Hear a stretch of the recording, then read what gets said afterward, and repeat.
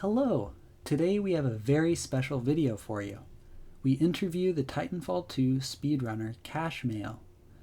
Cash Mayo recently beat his previous world record in Titanfall 2's Gauntlet for the no damage boost pre-speed category. We encourage you to watch the video of the speedrun linked in the description below. Enjoy! Let's Hi, get I'm into it. Daniel. Nice to meet you. Yeah, I'm Sean. I'm Sam. And today here we have our guest, Cash Mayo, who we're interviewing as a Titanfall 2 speedrunner. Welcome. How are you doing? I'm doing fantastic. That's excellent. That's good. Who do you think would win in a fight, BT or me with a flamethrower? I'm gonna have to go with BT on that one. Alright, time for real questions. You recently broke your own speed record for no damage boost pre-speed gauntlet run.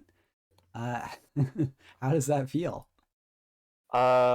Feels pretty darn good. I've been going for a sub 12 in that category for a long time now. Finally hit it. How long did it take Categories. you? Oh man, I don't even remember when the last time I got a PB in that category was. Well, I mean, I've beaten it. I just didn't upload because I wanted the sub 12 to upload. It was like over a year ago. Gotcha. Oof. And so with that execution, like with wall kicking and all of these movement techniques, which one was the hardest for you to learn? The hardest movement technique to learn?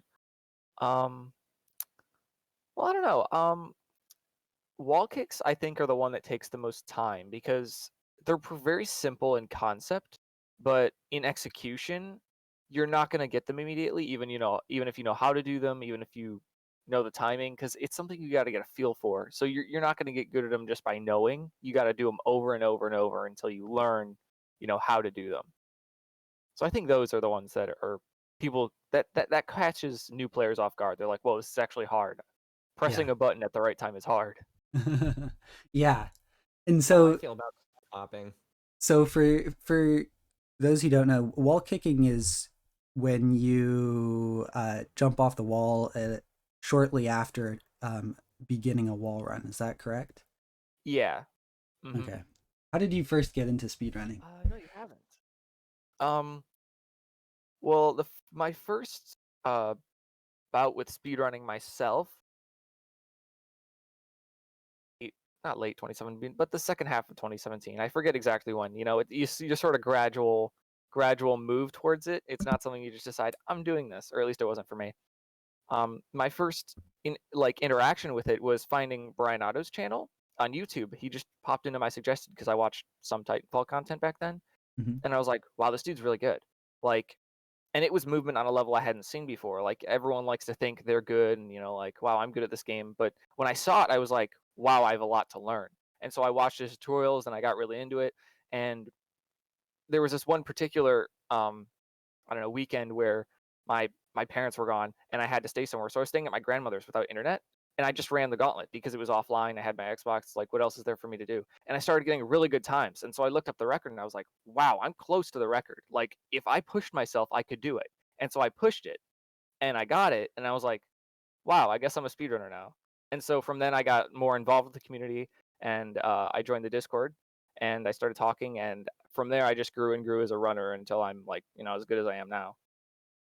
Do you have any interest in sort of any of the other speedrunning categories in Titanfall 2, like doing the gauntlet backwards or that sort of thing? I run. Well, my main categories are 90% with no cutscenes. I do Gauntlet, both of the pre-speed categories. I don't do the no pre-speed categories.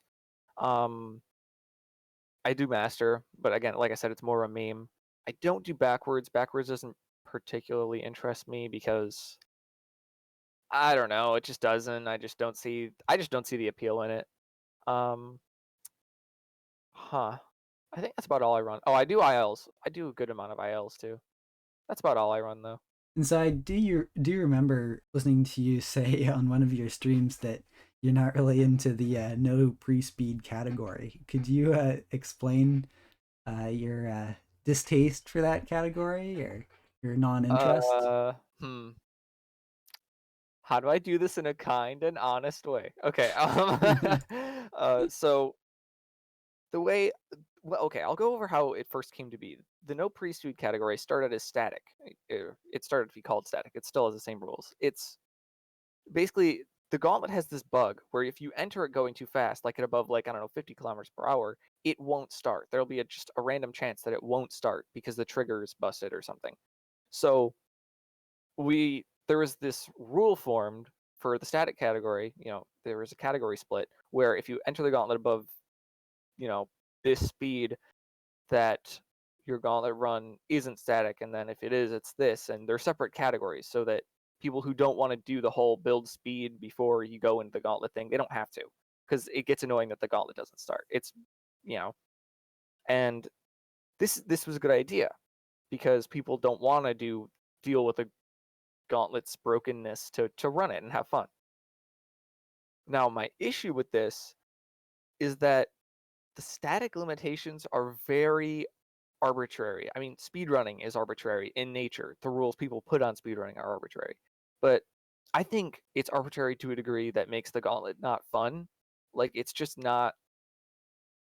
The entire purpose of the no frag boosting, no pre-speed category is to disallow a single strategy that I'm the only one who even uses. Like, no one else even uses this strategy of just building a whole speed with a throwaway run. So I just don't see the value of the category when all it does is exclude my runs, the runs that I do. No one else uses strategies that would disallow it, or at least not to a significant degree.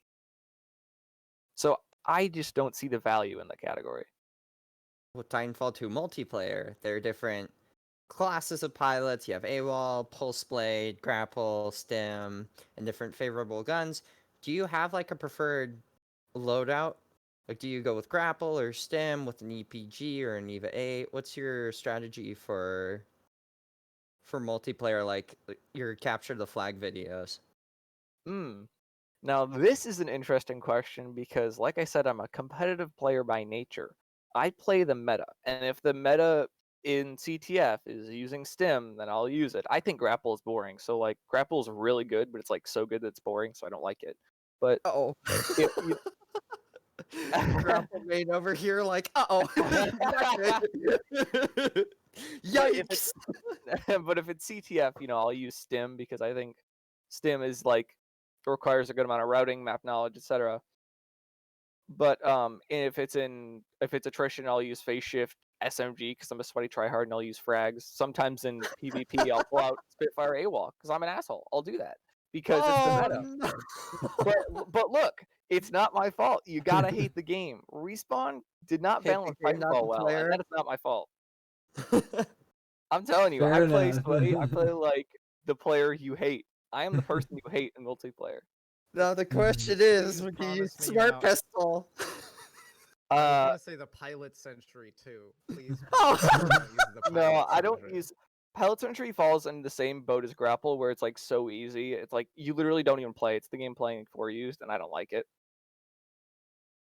But Smart Pistol too. Smart Pistol kind of falls in that category. Okay.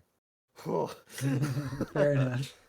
Now imagine when you're streaming and doing speedruns, eventually you just sort of get into it, and so nerves aren't really an issue. But are there any situations in which you worry about choking while you're on a speedrun? Oh yeah, it happens all the time. The thing about the Gauntlet is that it's so short and everything has to be so precise that chokes just happen so often. Like, you'll get a run, you'll get to the last wall kick, and you'll just miss it. And like, that's like a really good potential run gone. And it's like, that happens so often. The sinking feeling where it's like, oh, I ruined it, it kind of goes away. That's why I like the Gauntlet. It's rather stress-free for a speedrunning environment, if that makes sense. Yeah. So was it a pretty big change doing the Mach I March speedrunning competition then? Oh yeah, for sure. I'm so used to doing speedruns and whatever, if I fail, it's no big deal environment, but like there's like immediate consequences after the run if you don't, do up to what your standard is, Yeah. I noticed that in that competition, you definitely had some of the best times overall, but your averages were typically much Yeah. slower. Do you like, is there a reason for that? How does that work? Well, I don't really do full game runs. I usually do ILs. I'm very much a short distance sprinter rather than a marathon runner. I prefer the lower consequences of just try all the hard stuff, do it all right. Don't do setups, just do it by the way you feel and all that. So my consistency is not good, just straight up. It's rough. Yeah, I bet. Let's see. Are you interested in entering more speedrunning competitions? Do you think you will? Yes. If there's, well, I'm pretty sure there will be because that was the plan to do one frequently. If there's a Mach II March, I will definitely be entering and participating.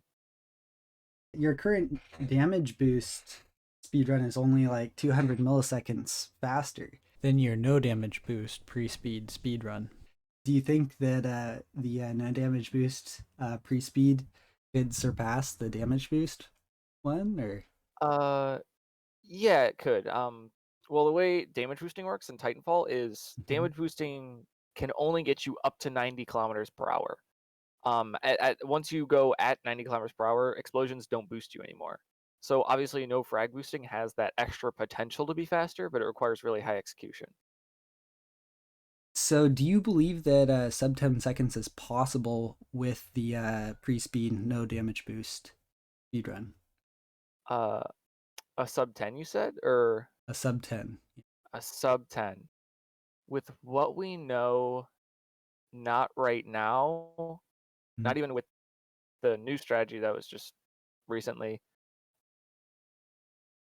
Is that the Damage boosting and TASable? then using no frag Oh, boost strats to get extra speed.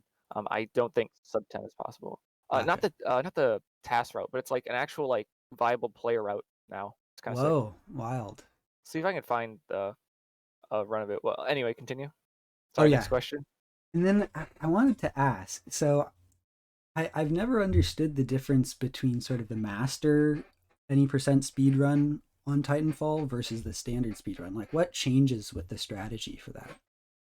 Um, well, master is more or less a meme category in the sense that it's not a category people actually run competitively because it is the last thing you would want to do in a competitive environment because it's basically just normal any percent except it's stupid and unfair and you die in ways you can't exactly control. Yeah. So like it's risk reward to a degree that's like random and also unfair like Yeah.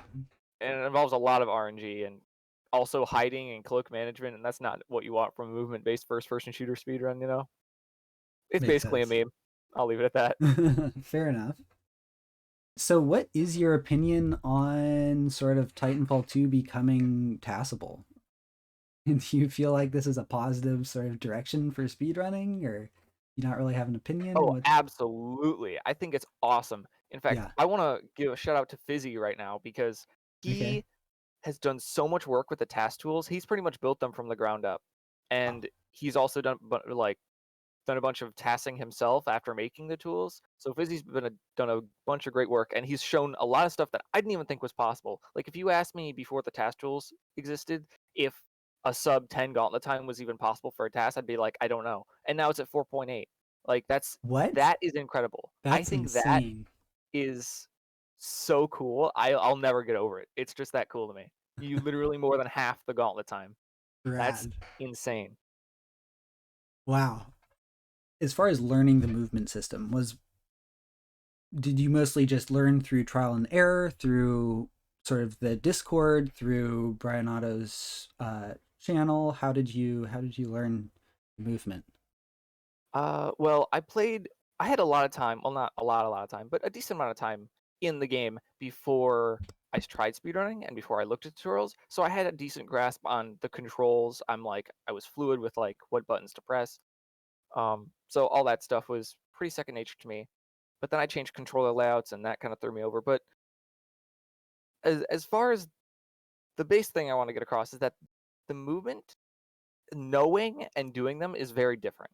Like, you could study for days about Titanfall movement and get in and still be like, what am I doing? Like, so there's a very big degree of separation between knowing what you're doing and doing it correctly. Hmm. Where was I going with this? I don't remember. Sorry, I trailed off. It happens all the time. Don't worry. Yeah, I was no gonna say, worries. dude, damn, you must have some really good hand-eye coordination. We did find a tweet from you, March 24th of 2017, and me and Sam have noticed that your technique has evolved quite a bit. Can we ask what made you do a transition between the EPG and the EVA 8? What, for Gauntlet speedruns? Yeah. Well, the EPG, I remember I used it for my 16.9 and some older speedruns. The EPG is obviously really good because it has splash damage. But when you're traveling at the high speeds, say an 11-second Gauntlet run, you're traveling 90 kilometers per hour through a hallway where there's only even though there's only a couple enemies, the fire rate on the EPG is not very fast. Like, you can't shoot all the enemies in time with that gun. But the EVA is obviously faster, so you use that combined with frags. But yeah, the EPG's fire rate is just not good enough for Gauntlet runs, sadly. That's understandable. Also, what do you, for Gauntlet runs, when I was watching some, I noticed that people were also using the arc grenade instead of using the frag grenades for the runs. Do you find that more or less viable to use? Like, what's your opinion on using arc grenades over frags? Arc grenades aren't viable for world record runs unless you're talking about the no pre-speed category, in which you have to limit the amount of speed you can come into the Gauntlet with. Okay. For that category, it's obviously viable because you can't use frag boosting and whatnot. But for the pre-speed category, I don't think it's viable just because frags are so heavy in the strats and the routing. Understandable. But they're good for beginners. I think arc grenades are good for beginners because you don't have to worry about frag boosting. You don't have to worry about the grenades rolling around and into crevices where they won't kill anyone. They're just good for base, like learning Gauntlet routes, strats, movement, etc. On another of your streams, you talked about how the throwaway run strategy was faster than the double frag boost strategy. Could you break down those two techniques and explain why the first one is superior? Okay. So like I said earlier, frag boosting or damage boosting as a whole can only get you up to 90 kilometers per hour. Beyond that, the game doesn't boost you. And so no frag boosting has the added benefit of being able to go above 90. So obviously, it requires a lot more execution because you have to build speed pretty much from the ground up. But at the same time, that extra speed, that can mean a lot for a Gauntlet run. That could mean tenths of a second you're saving with that extra few kilometers per hour. Now, kind of as an aside to this, there was actually a strategy just done yesterday that people have been running with for the past day or so, where you used frag boosts and then would build up more speed going through the Gauntlet.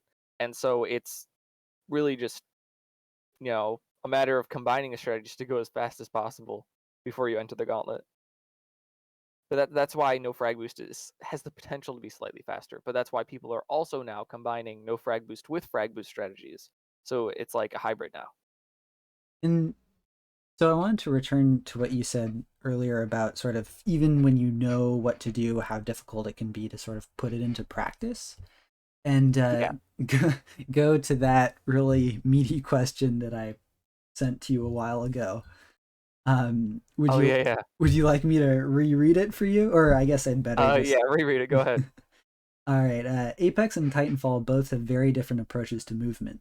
Titanfall, compared to Apex, has a lot more accessible movement techniques for beginning players. For example, wall running, sliding, double jumping, along with more complex movements like tap strafing and fragging.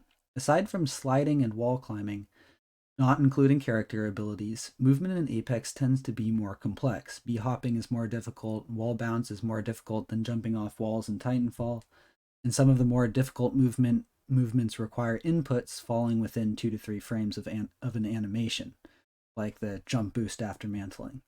What is your opinion on the stratification of movement difficulty in these games, and what would you like to see from movement shooters in the future? Very good and in-depth question. I like this one. My opinion on the stratification of movement difficulty. I think when I first played Apex, and when a lot of people first played Apex that come from Titanfall, they think, wow, this movement is really dumbed down. This movement is really like bland. And it is on the surface. But when you're given such limited options, the way you use those options becomes a lot more diverse. And I'm always impressed when I look at the Apex community, because I don't really play Apex that much myself, but I do look into the community every once in a while and I see what they're doing. And then the way they move is very interesting and it's unique. It's unique to Apex. I think both of them have very similar skill ceilings as far as movement. If you asked me this a couple of years ago, I never would have said this, but they have very different learning curves, but they're both very difficult games to learn the movement of because Apex has a lot like less on the surface, but there's so much you have to dig down and to learn. And yeah, it's niche, but if you're a high level player, it's good to know. As for whereas Titanfall is just like wall running, double jumping, sliding. It's all given to you. It's pretty much anyone can do it. And then the slide hopping and whatnot, wall kicking comes later, and that's a little bit more advanced. So I think they both have their own very unique, interesting, and difficult movement systems at the high level. And as far as movement shooters in the future, I just like to see more stuff like Titanfall and Apex, I guess. I mean, they're both very, like I said, they're both difficult at the high level, both very interesting, good to watch. Wow, watching people move in Titanfall and Apex is satisfying. It's satisfying to watch, which tells you how fun it is to play. Kind of therapeutic, you would say? Yeah, for sure. It's very smooth and it's very, satisfying. Yeah. Therapeutic. I like that. How does the movement sort of draw you in for these games? For me, it's a competitive, like I'm a very competitive person by nature. So when I see people doing good and I think, oh wow, I want to be as good as them. And I think a lot of people, even casual players, people who are a lot more casual than I am, they see people who are good and they think, wow, I want to do that stuff. I want to be good. And so it's a draw. Seeing people play the game skillfully is a draw to play the game, and it's a drive to get better yourself. Makes sense. If you could, either in a future game or in Titanfall 2 or Apex, what would be some sort of movement technique that you would like to add? Movement technique I'd like to add. I don't know. That's actually a really good question. I'd have to like think about this one because I'm so used to like what I know, and like Titanfall has this and this and this, and it doesn't have this and this. So like thinking of things that I could add and benefit it. I don't know. I would have to leave it in I don't know because I don't know. Fair enough.